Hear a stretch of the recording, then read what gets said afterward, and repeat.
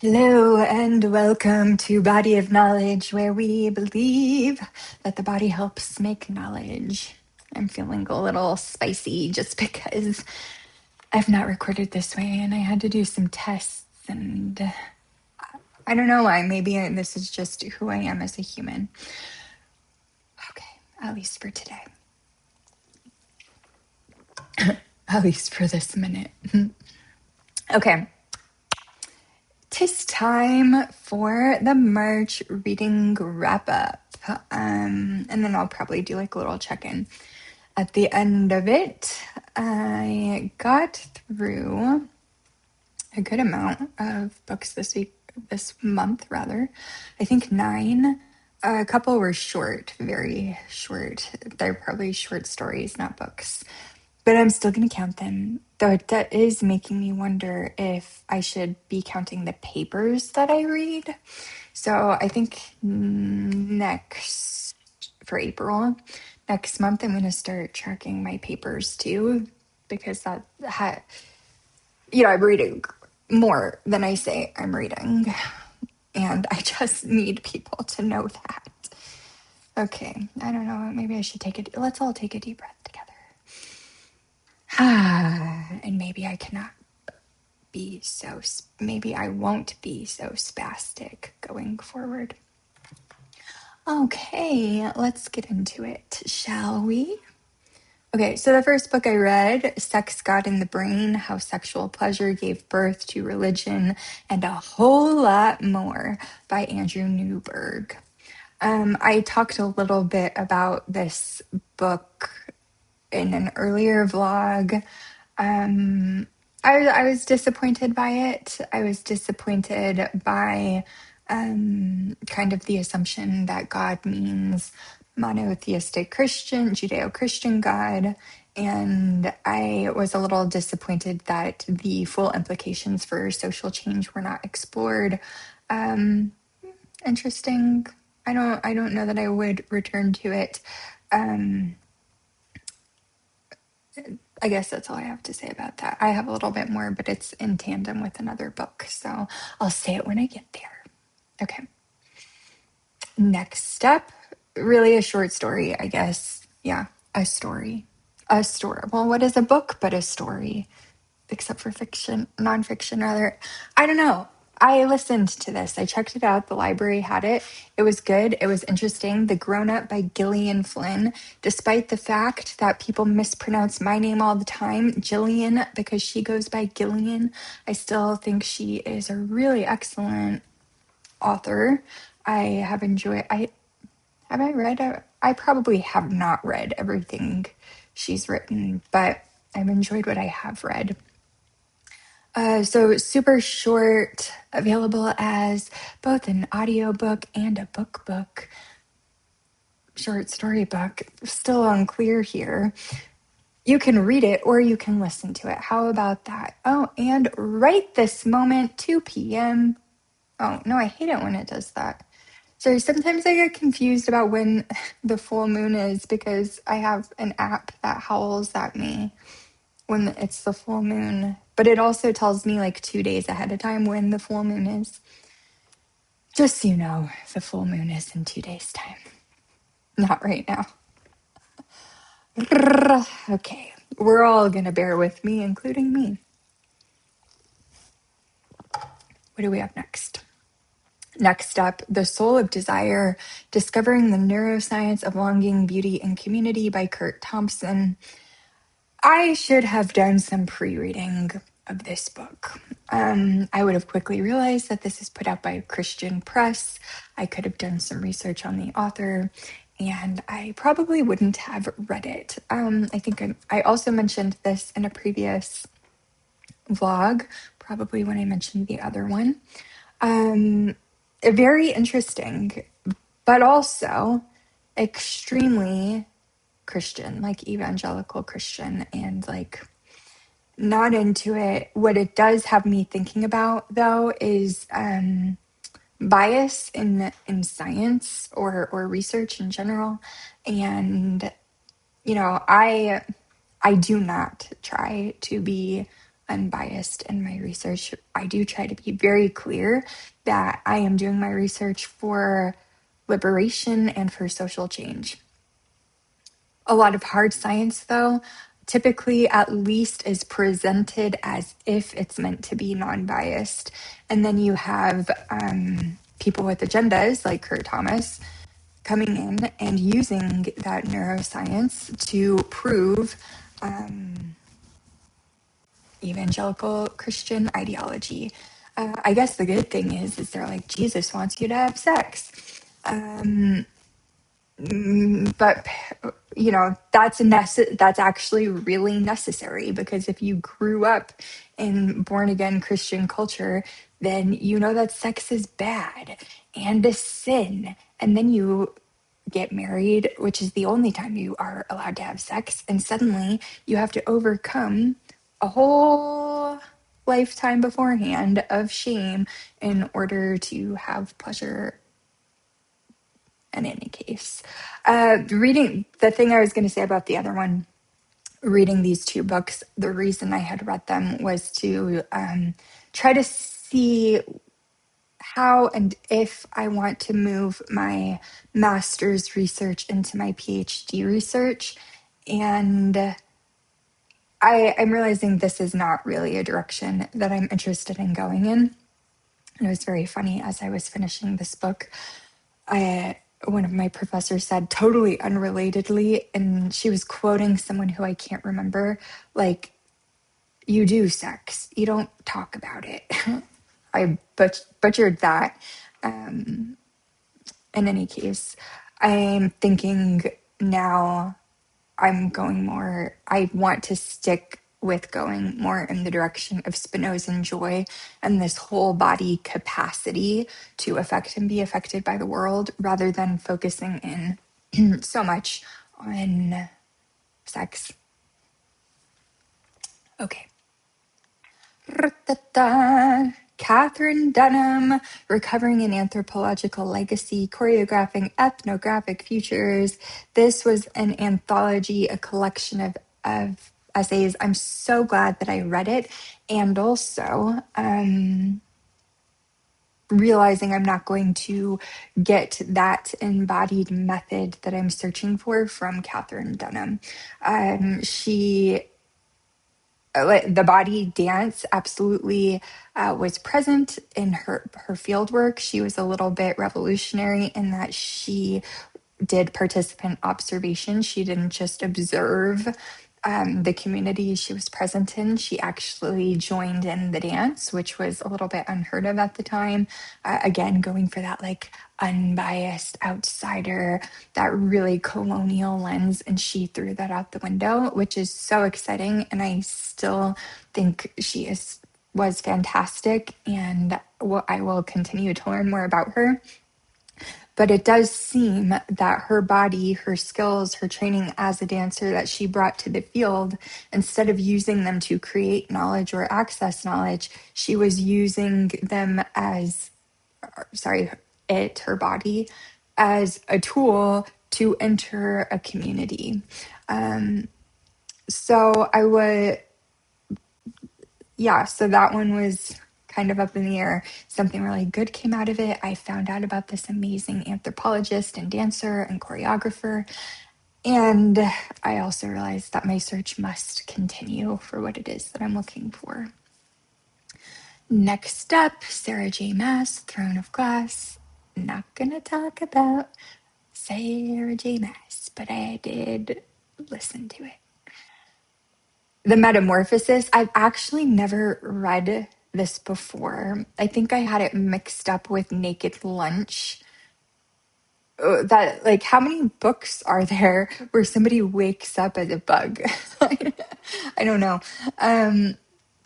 I can't remember if I read Naked Lunch or watched Naked Lunch. I had a crush on this guy when I was 18, and he was into Naked Lunch, so I was aware of it. But going back to what I said, I think last month, wanting to read more fiction about the body, and though I think I was listening to the 75th anniversary edition of the Metamorphosis, still how prescient the text is, to how we treat differently abled bodies, the what is the term? Disposability of people who are not producing for capitalism, as well as a little discourse there on the nuclear family as well. So, first time actually ever reading this, surprisingly. I don't know. If I was interested in it, I would write a paper on the body in the Metamorphosis. At this point in time, I'm just quite overwhelmed. So I'm probably not going to be doing that. But there's a lot to explore symbolically in the Metamorphosis. What I don't like about this way of recording is that I have no idea how much time has passed. Just gonna keep going. Next, I read Neither Settler Nor Native, The Making and Unmaking of Permanent Minorities by Mahmood Mamdani. Yes, the mayor's father, talking about different permanent minority groups like Indigenous people in the US, like Jewish people in Nazi Germany, like Palestine right now, like South Africa, and talking about how this state of being, as it says, neither settler nor native, putting people in this very precarious, powerless, almost childlike by design position where they have no and will never have any rights.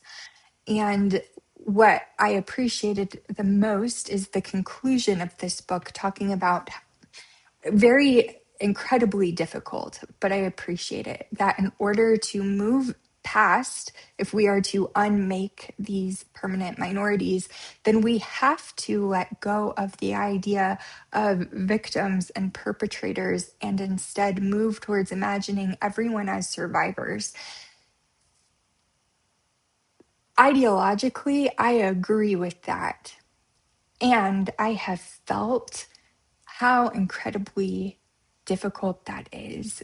The atrocities being committed against people, and I've only experienced a very small part that impacted only a small part of my life.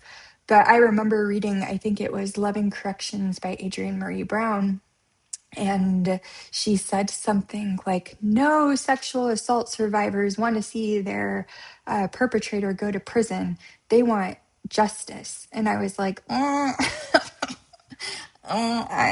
that's quite a sweeping statement. And I am not sure that I agree with that. And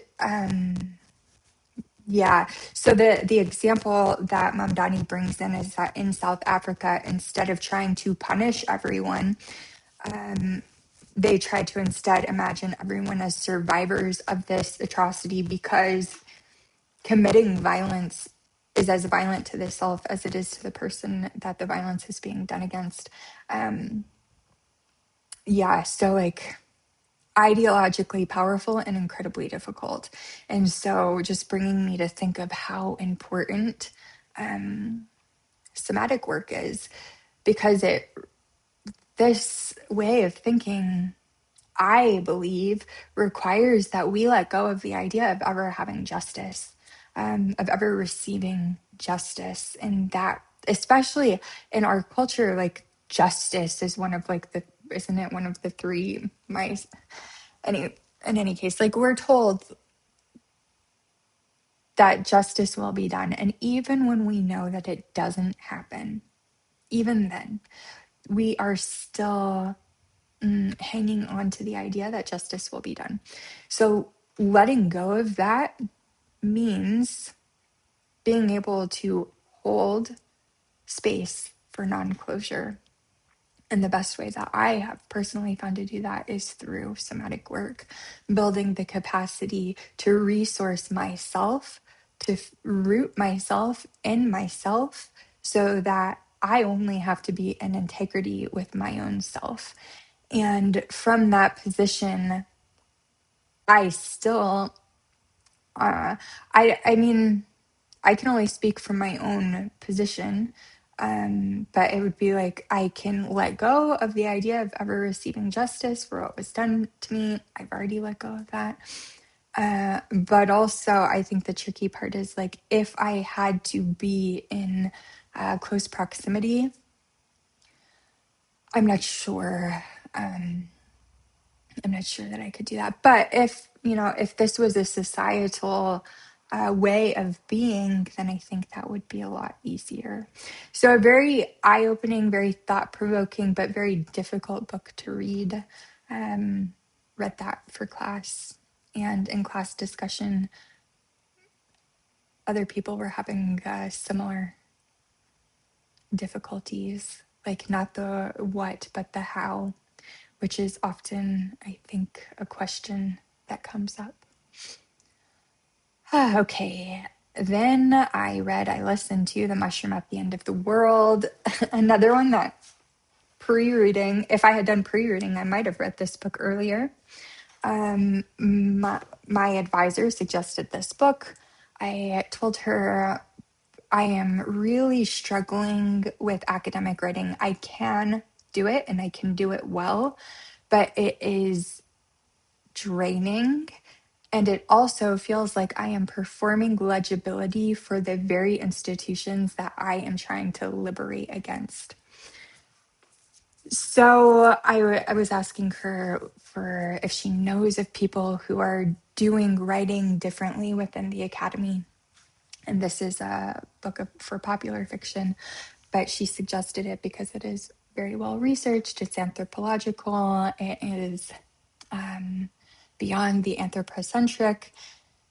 And like I said, the pre-reading on the possibility of life in capitalist ruins. It talks a lot about where and how life is thriving in the refugia of capitalism's destruction, which was very interesting. And the writing was very good. And I'm thinking that the trick to doing academic writing differently is, like ego dissolution. I don't need to have to sound smart. I don't need to prove to anyone that I know the jargon or that I know big words. And sometimes that can be hard because, well, one, because I have an ego, two, because I have imposter syndrome and I am trying to like prove to people that I know what I'm talking about. But also, I tend to pick up a little bit of the tone of whatever it is that I'm reading at the time. And when I'm steeped in academic work, that language gets into my head. And then when I'm writing, it comes out onto the page. So being more mindful of that. And I think just doing more of the embodied writing exercise that I've talked about before. So that was, I liked that book a lot. And then lastly, I listened to Spark, The Revolutionary New Science of Exercise in the Brain by John J. Ratty. I don't know. Loved this book. Two critiques. One, a big part of the evidence is based on increases in standardized testing in grade school kids, K through 12. And I don't think that standardized testing is a good thing. So to me, that's a big weakness of this study. Second, it's a very brain dominant, left brain dominant. It's seeking to include the body, but because of what the body can do for the mind. So part of it, I think I got to at the end where he was saying, talking a little bit about how a very small segment of the population can become addicted to exercise, and that it's typically people with it's typically women with eating disorders or body dysmorphia. And he was saying how learning about the science of what exercise can do for the brain can take away the impetus, because so many people start exercising to look better. And if you know what's actually going on in your brain, then you can let go of that reasoning for exercising and instead do it for other reasons, like not having as much risk for dementia, for example. So I disagree wholeheartedly that we should have this mind-body split, or the body subservient to the mind, obviously. But also that little section gave me some insight into his rationale for approaching it that way. More than that, I just really loved this book. I, since my grandma died, feeling very low, feeling very closed, feeling very much like I just want to like crawl into a little hole. And yeah, like it's hard to explain what it is. Like, I have gotten so many signs from her, from the one I mentioned like a few days before her death, and then so many synchronicities between then and now, that I'm not going to go into like how many I saw, but one of them, for example, is like I should have missed almost every single flight. I had to get from here to Colorado and back again. I had to take 5 flights, and I think yeah, I should have missed every flight on the way there, and I was early for every single one. And now this part is a stretch, but I feel like her last gift to me was getting some real insight into these awful migraines that I've been having regularly since last May. Like, I got my first migraine in 7th grade, but they have been debilitating since May and leaving me in bed for weeks at a time. And going from winter to spring gave me some really awful allergies, and the stress of all of the travel and everything going on also triggered some headaches. And I took some allergy medicine, and my sleep has improved, and the headaches are gone.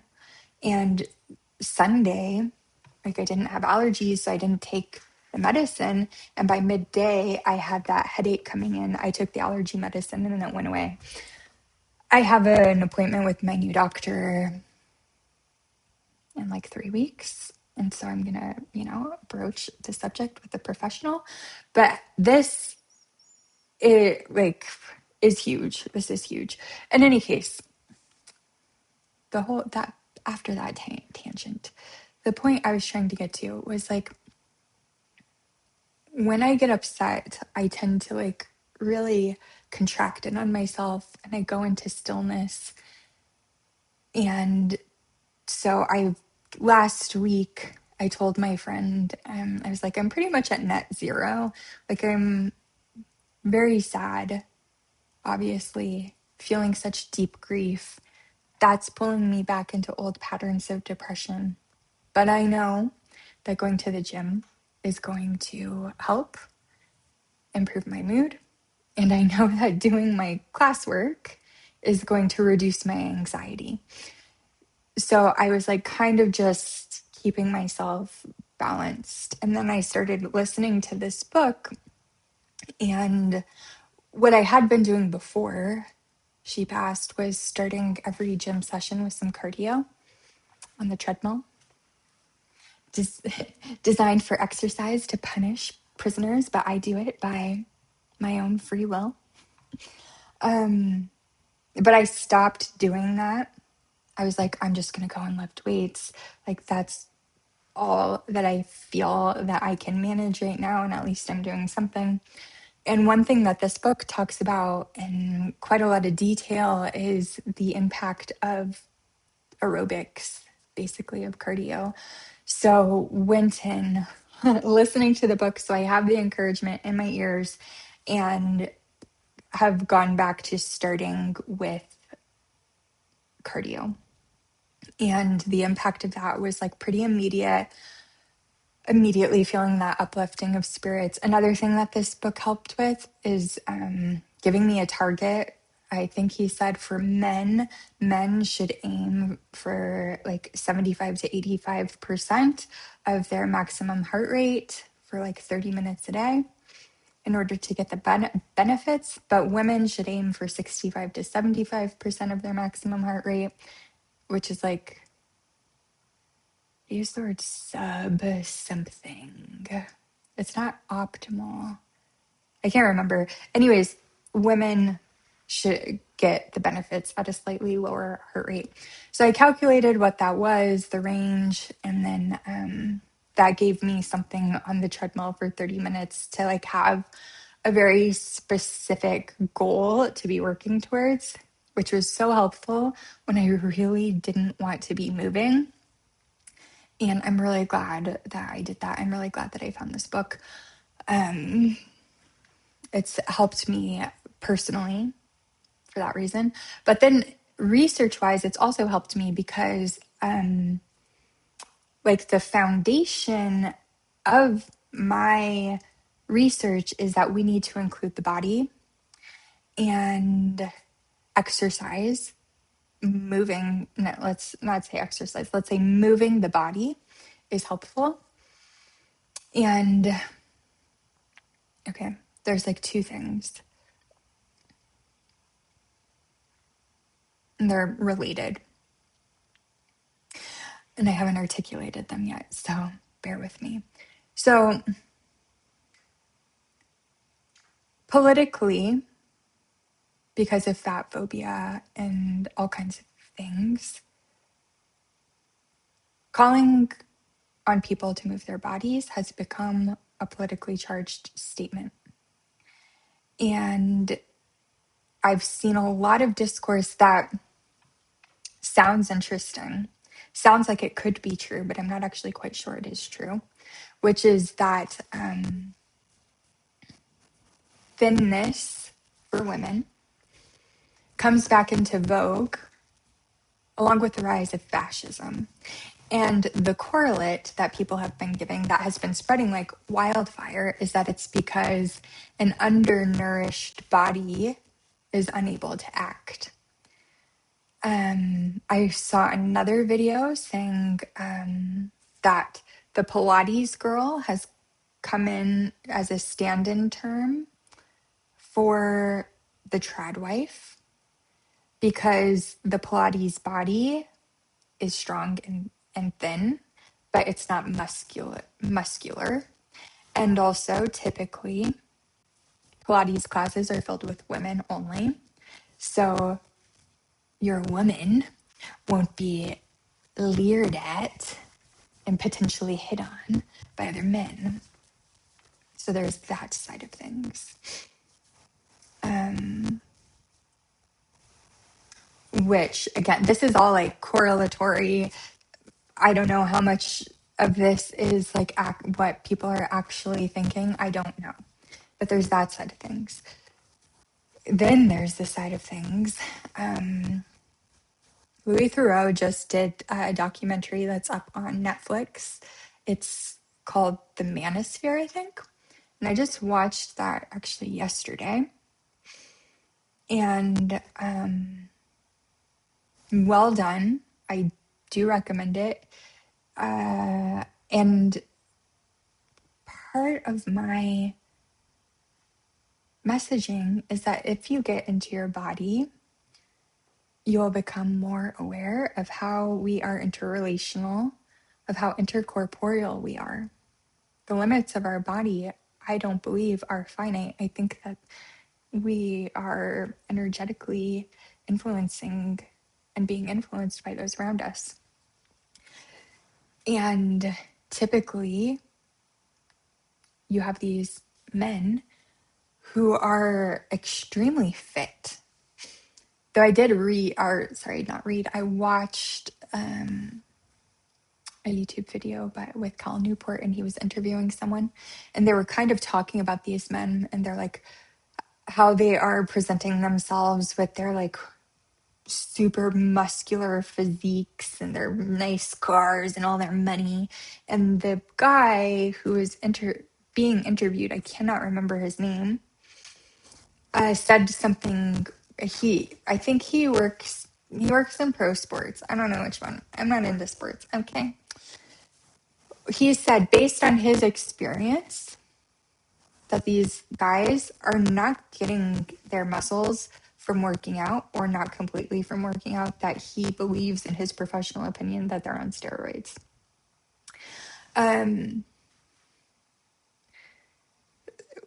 point that I'm trying to get to is that I think it's the same thing. That was my critique, is that the body is a tool of the mind. And that piece I'm going to have to speak to very directly in my work, because there's too many underlying assumptions here that the body can be used in a negative way, as we've seen in these like Pilates girls and these manosphere guys, which I guess are a lot of times in the same sphere, optimizing their body without being embodied.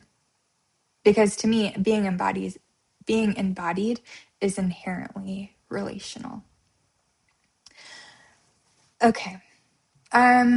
This video went a lot longer than I thought it would. And so I'm going to stop it there. There's one other thing that I wanted to talk about, but maybe I want to talk about it enough that it's like a whole video. I don't know. Anyways, I feel so much better now that I brought cardio back in. And I'm so grateful for this book, despite my criticisms of it, for just reminding me and giving me the motivation and literally being there with me in my ear to encourage me to move my body when I was feeling so depressed that it was the last thing I wanted to do. So regardless of everything else, like, so grateful, so happy for that reason. In any case, that's it for me. Until next time. Ciao.